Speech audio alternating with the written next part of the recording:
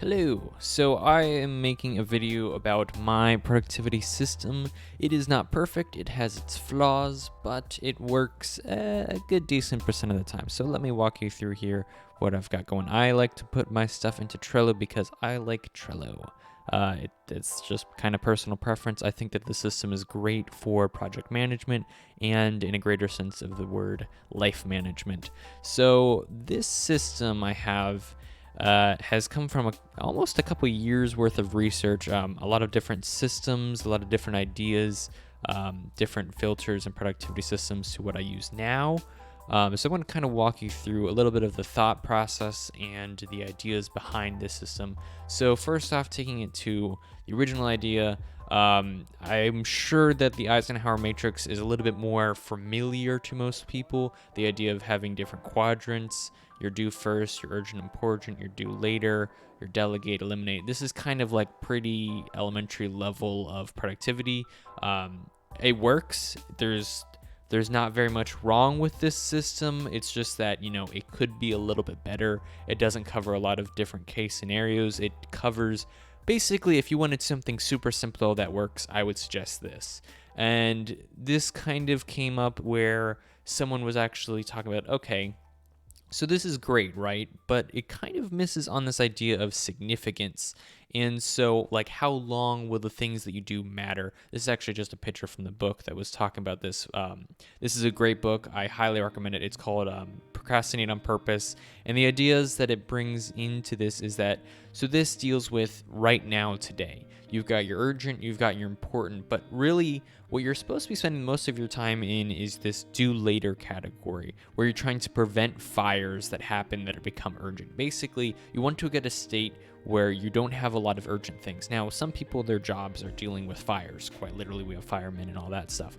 But this idea is that you want to get to the point where you have as little fires as possible. This would be like putting up fireproofing, this, like making sure you're prepared for all of those things.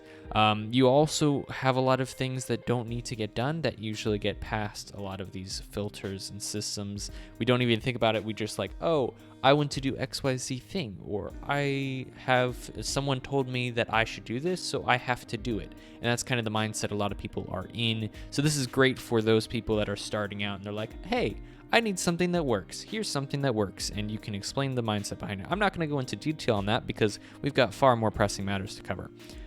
So this book, Productivity on Purpose, or Procrastinate on Purpose, kind of takes some questions and kind of challenges some of the ideas.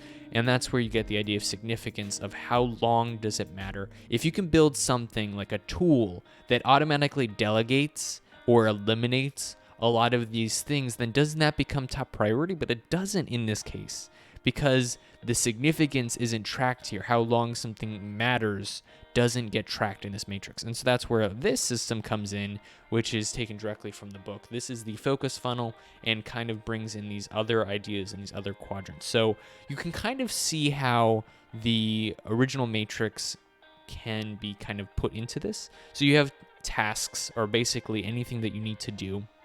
And the first question that you ask is, can it be eliminated? Do I really need to do this? Is this optional? Or, is this something that needs to get done? And if it is something that needs to get done, you go to automate. Am I the one that has to do it is the next question, really. And can it be done by a machine? So if you can have something like, I don't know, we could take something super simple and say you need to snooze something, or you need to wait on something. Is there something that you can set up in place that will automate that process? For example, email filters are a great use of this. Let me see if I can open this up real quick. I use an email filter called Delete Me, and what this filter does is it takes emails that are from certain addresses and it will tag them as delete me, which reminds me that I just need to delete these emails. This is also the same for auto archive. It's anything that doesn't need to get past my inbox. This system automatically filters through my email and tells me what I need to do based off the address and other things like that. So there's a lot of systems like that are really nice, that are like automating those types of things. Now you get to delegating. Delegating is for a little bit more difficult tasks if you have an assistant or somebody like that, or maybe you hire a VA, which is a virtual assistant, and you're like, oh, I can delegate this research project or this spreadsheet or this, that, and the other to that person. I don't have anyone like that, so I tend to rely on the automating part of this cycle. But you see, we go from everything that you could think of, everything that's like nagging your brain, down to these few things that only you really need to deal with. And these are the important things. And as we go back to here, this is where the things that are urgent and important that only you need to do start to land on your lap. Now it becomes, okay, you can either concentrate on working them now, or do they need to be done right away? Because there's a lot of the times where you have things that go through this filter and then you don't actually need to do them right now. They can be done later, and you can wait. I usually wait like a week or 2 weeks, and I'll put it back in the filter. And then this is something that you do and you look at pretty consistently. You're like, okay, go through. But this system still, it doesn't have a lot of flaws. This is much better than our previous matrix system, but it can be better. We can improve it. So this system is actually older and kind of goes through some similar steps and takes it from a different approach. So you have stuff, and this is where a lot of my system comes into play, with a combination of this system and a combination of this system. And so what you have here is, this is the getting things done system. It's a very popular system, but you're basically taking everything that you can think of, everything that's on your mind, every like piece of paper that you get, receipt, phone number, shopping list, all of the stuff. Like, this is everything, and you collect it all into one place. And then you start to go through, and this is the filtering step. So this step is the GDT system is broken down into 5 different steps. The first step is collection. That's just getting everything together. That's making sure that you have everything in one place. For me, that's my Trello board. If I get a piece of paper or something like this, I'll put it into this place all in my collection list. If I have an idea, like I want to make a game where bots fight each other and you have to build bots, right? Or like, for example, looking at flights for summer. All of these things come into this collection list. And then I go through them and I say, this is the next step of my list, is what is it, what actually needs to get done? Is it something that is actionable? If it's not something that's actionable, it really kind of shouldn't be on your list. I guess this would be something like a receipt, or something like a piece of mail or junk mail or something like that. This is like literally, this system was first around when you had a physical inbox. And so there wasn't just email, and everything wasn't almost completely digital. I try to live as much digital as I can and have multiple backups if possible. But I don't have a lot of paper. But system is built for papers, this thing, that thing, the other. And it all kind of goes into, the first step is, what is it? Is it something that can be done? If it's not something that can be done, this is kind of similar to our eliminate thing. We want to get it to where it can be done. So we're just trying to look at, this is basically right here, this part is the like getting things done. This is just another part of, okay, if it's something that's not actionable, we can either throw it away, we can either have it something in the future. If this is like a manual for like your treadmill and you want to see it sometimes, it's not actionable, maybe you just put it away in some place that you could reference it later, or you have a reminder to look at it later. I don't know. This is just another part of this system, and I think that there's some things that need to be updated to the modern day, because this is a quite old system. So if it's actionable, you figure out what the next step is. This is actually a productivity hack of figuring out what mentally, like if you're thinking, okay, I have the garage. The garage is a huge project on my mind. I think about it every time I look at it. There's a whole bunch of boxes in there. And when you're looking at that, this task is so large and it's vague. And that's the big thing about tasks, is that they're vague and they don't really have specific measurable goals. I mean, that goes back to SMART goals, right? So what is the next action? Kind of breaks it down to, okay, first step is selling the fridge. This is an example used in the book. Is, okay, you have a garage. The first step is selling the fridge. What's the first step of selling the fridge? It's posting it on Facebook, on the marketplace, or whatever you have, right? So that's the first step. And when you have projects like this, like the garage, if you put the garage in your thing, it's actionable, you go through and you actually realize that there's multiple steps to this. It kind of goes to projects. You create a project plan for it. That's just kind of coming up with all the steps that it needs. And then you go back into this system of, Will it take less than 2 minutes? If the next step, which is posting on Marketplace, takes less than 2 minutes, I usually go with 5 or 15 minutes for this step because I think it kind of breaks down a lot of the things on the list. Then you do it right away because you don't want to wait on things that can be done in 2 minutes. If you're waiting for multiple weeks to do something that takes 2 minutes, you're kind of just letting that task sit in your mind and it's living rent-free, kind of nagging you in the back of your head. That's why this whole branch exists, is you don't want to have that stupid little stuff that takes 5 minutes nagging you when you should be focusing on the stuff that does take more than 5 minutes and is like hours long. This system is trying to get your brain to be at a point where it is fully focused on the things that you're working on at hand. You're not worried about this little stuff. You're not worried about the trash or about things that need to be in reference, right? This is getting everything into this system. And this is part of the filtering, is figuring out where things go. This is the second step of the getting things done system.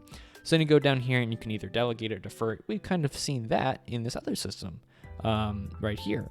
So breaking down, so there's a lot of similarities between this and this. And that's where I've created this guy.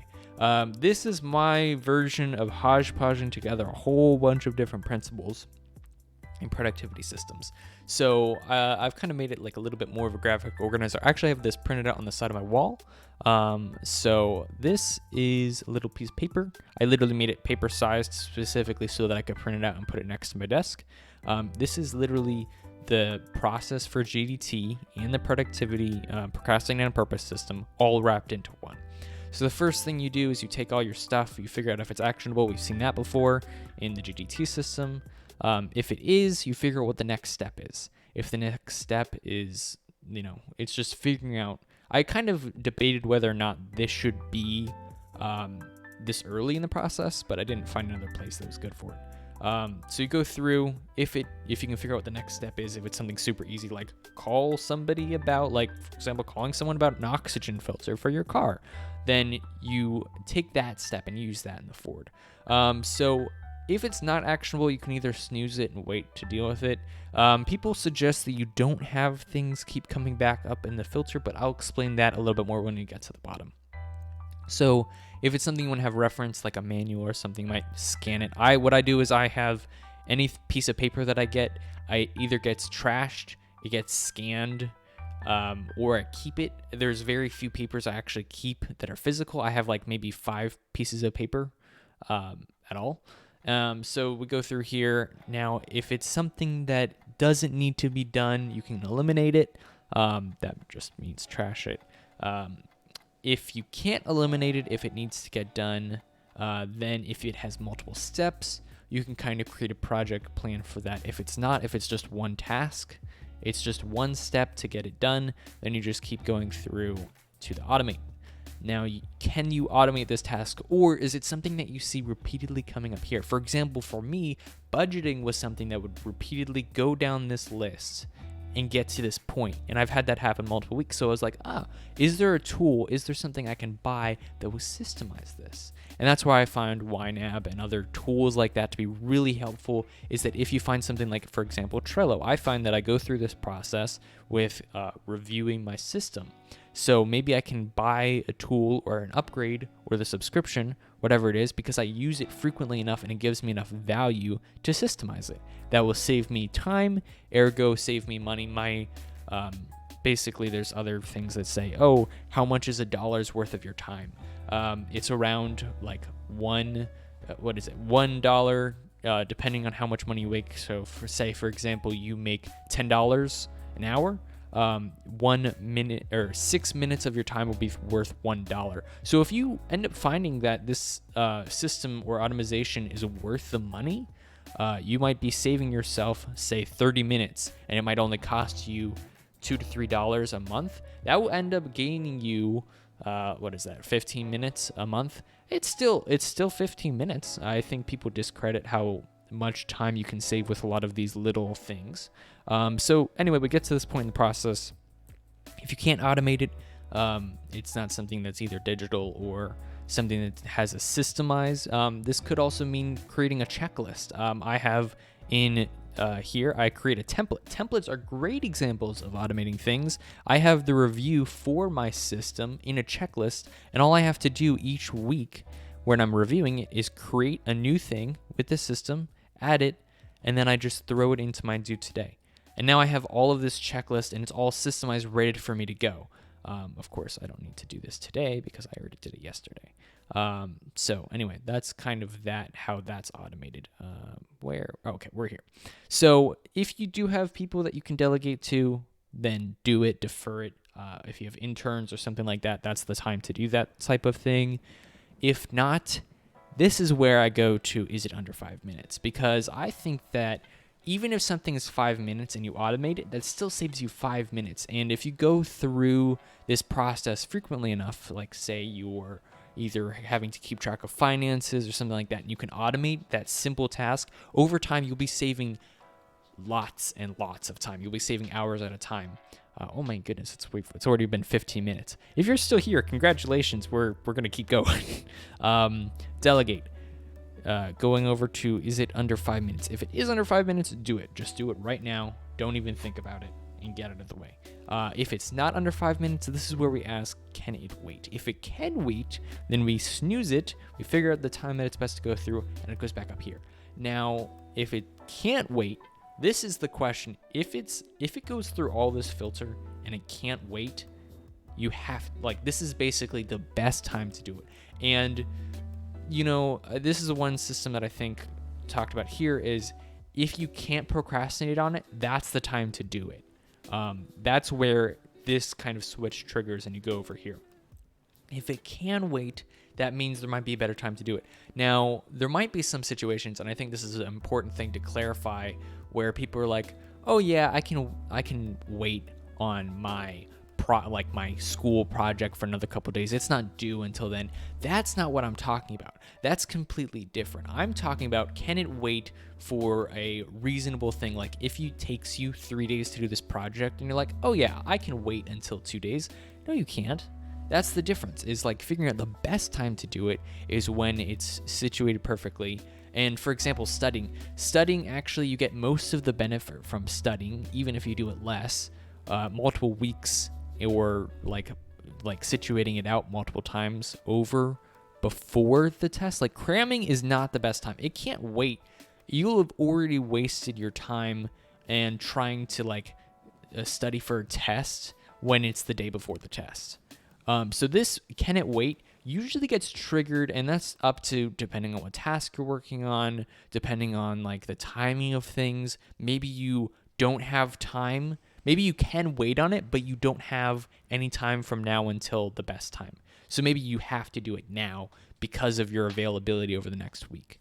So that's kind of where we get to the bottom of the filter, and that's snooze. Now, how do we implement that into Trello? Great question. This is where we're going to kind of walk you through the process, at least from my perspective and how I do it. Now, the collection list is, so let me break it down for you. This is kind of multiple different things in here, so I'm going to try not overwhelm you with all of the things that are going on. So the first thing is you have something, anything. It could literally be an idea, like make a video of GDT system. Boom, added it to my collection list. Now, these items, depending on how frequently you want to check this or review this system, is how frequently you might dish out these things and go through the filter. So let's take example of this item right here. Program a game where you build automatic bots that fight each other. Let's take it. So is it actionable? It is kind of actionable because you could build it. And that's kind of where, okay, so it is actionable. We'll just say it is actionable. What is the next step for this? That's what the great thing about Trello is. I can add a checklist. And I just add a random checklist. And let's see, the next step would be researching and designing or brainstorming ideas. But even that kind of seems vague. So maybe I'll go for something a little bit more specific. Maybe I'll look at 5 examples of similar types of games. And we'll do that first, because then we can research and brainstorm. That's kind of breaking it into more of a thing. And if I wanted to, I could spend the time right now to go through the rest of the ideas. I tend to only do the first thing. Now, this is where you can completely disagree with me on this, and you might say that now would be the time to go through and create the rest of your project plan. I like to create the next step because that gives me something concrete that I can do now. And I also give it a label just for me for visual. This would be a personal project. So now we've gone through here, and what's the next step? Now eliminate. Now eliminate is a great question here. Now I do have on my checklist, on my bucket list, to eventually make some sort of a game. But I don't know if now is the best time to make this game. I don't know. This is something I want to do, but I don't think now is the best time for it. So I could trash it, or I could kind of wait and I could snooze it. So let's see, multiple steps. Yes, there's multiple steps. You could create a project plan. Can I automate this? No, this isn't really a task you can automate. Delegate? No, it's not. Part of it is the experience of doing it and the fun and creativity of the problem. So I don't really want to delegate this. Is it under 5 minutes? Nope. Can it wait? Yes, it can wait. So what I might do is I could either snooze this, and if I do that, which I have right now set up to a custom thing where I can do due date, and I can snooze it this way. Maybe I'll snooze it to next week. Maybe next week I'll have more time for this to work on building a game. Of course I don't. I'm just saying in this scenario, maybe I will. So boom, I press the due date, and now part of Trello, I have an automated system that automatically moves it to my snooze list. Now you see, I also have another button here that automatically organizes my snooze list based off of the due date. So boom, look at it's down here now. So now I see due date, how frequently or how close everything is. I also see the next step for this system. I also see if there's a due date, if it's on my calendar, the priority of it, if there's a checklist. So for example, I have the links for where I need to go for this, all in this system. So now if I'm ever thinking about like, okay, crap, what was the name of the O2 sensor? Oh, look, I've got the website right here. Or if I need a calendar, if it's on my calendar, boom. Priority, I can change that. If I'm waiting for something, now here's a great system. Now here is something I kind of like. Now, for example, say I have something else like, let's think here. This is a great one. This is a personal and a social one because it involves other people. Now, I'm actually waiting for more information on school schedule. Boom. Now, this I can put into my waiting tab. And now I know that I'm waiting for, so for example, if you delegate something or if you automate something, then you might need to be like, okay, crap, who am I waiting on for this task? Or what am I waiting on? Why is this task sitting in this waiting section right here? Let me see. There we go. Why is this sitting right here? And part of it is having this gives you a reminder, and part of it is that you only want to remember this information when it becomes useful. So that's kind of part of it. You could also, another thing that I like to do is I'll have waiting for and snooze at the same time, because then it reminds me like, hey, I need to check in with so-and-so person. I need to check in with so-and-so person when this comes back up. So if every week I need to check in with someone like, hey, do you have XYZ done for me for this project? Then I can check in with them. If they don't, it goes back into the snooze and waiting system. So that's kind of how the system works from a holistic perspective. So it goes through these different systems. Each one of these has a different purpose. Part of it is the way that the filtered system works. So for example, this is my due today. I only have stuff. I usually try to keep a limit of no more than 5 things, because anything more than 5 gets overwhelming, and this stuff is just supposed to be done today and then moved back. For example, I need to go through, when I wait until it's warm enough outside, I will go outside and check where the oxygen sensor is in my car. It's still not warm enough yet, and I'm going to do that today. When I'm done that, I will put it back into my next action list. This is all of the list of things that are one single task that are going to be done. So this is when we're looking at here. This is things that don't have multiple steps. And this is things that are like one knockoff thing, like I can check it off and be done with it. So that goes back here. So that's this list of all of the things that are my next steps. Now, list of projects, this is for multiple step things that are also up next. This is, for example, school, going through reviewing quizzes, peer assessing work, learning journals. This is where I do I keep track of all my school stuff. This is also work projects that I have going on, or personal projects, programming projects, video projects. Hey, look at, there's the video working on right now. So let's see.